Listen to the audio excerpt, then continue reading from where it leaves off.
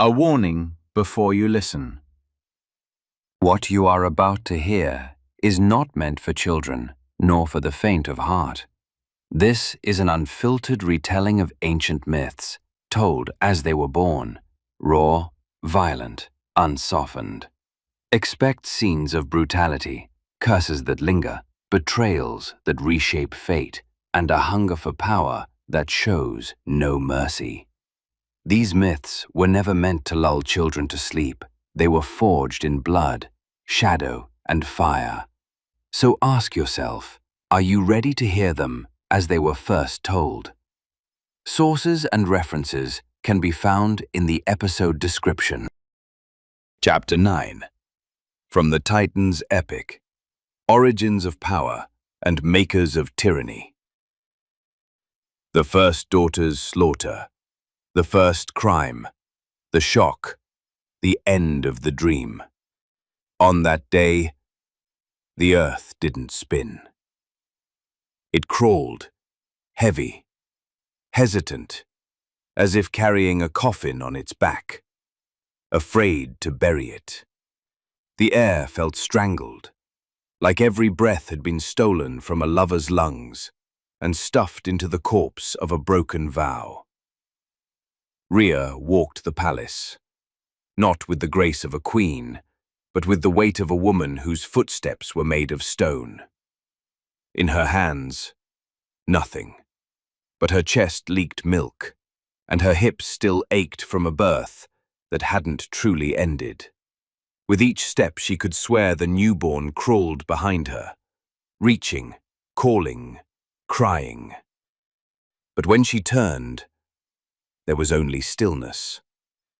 A stillness thick like a trap, cradled inside what once felt like a home. She hadn't seen Cronus since last night. He vanished after taking the baby in one hand, as if claiming a document, not a soul. And inside her, something still refused to believe. Maybe he held her close. Maybe he kissed her forehead. Maybe he rocked her cradle when she cried. Maybe. But hope cannot erase spilled blood. Then, a sound. It wasn't crying, it wasn't laughter, it wasn't knocking. It was something being cut. Her breath caught, her body tensed, her blood recoiled in its veins. She ran, without thought. She ran because the womb never lies. She ran because something inside her had already screamed, even if no one heard it. When she opened the door, she froze. Cronus stood at the balcony, still, his mouth shut, but he didn't need to speak. His hands were empty, and the cradle was hollow. Rhea did not scream. The scream had died on the way.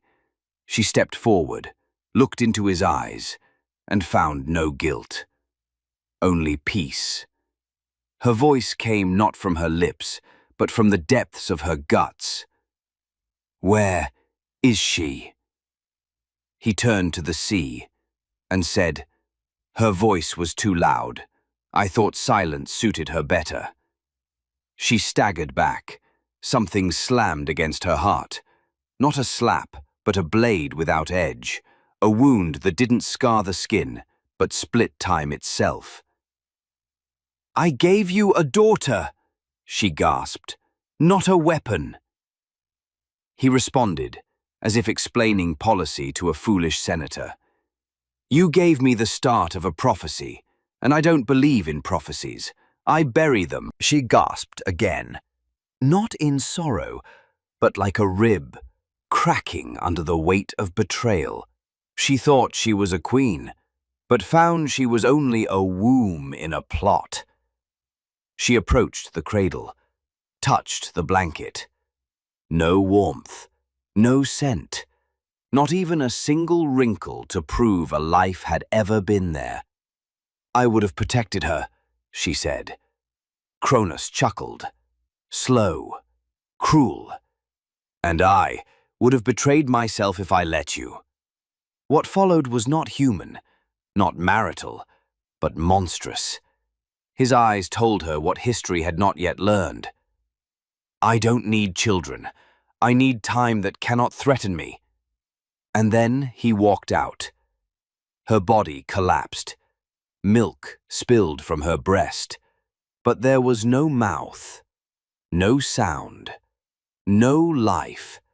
She screamed one final time, but the walls drank every note. She turned to the mirror and saw not a woman, but a tomb for a child not buried, but imprisoned in the gut of her killer.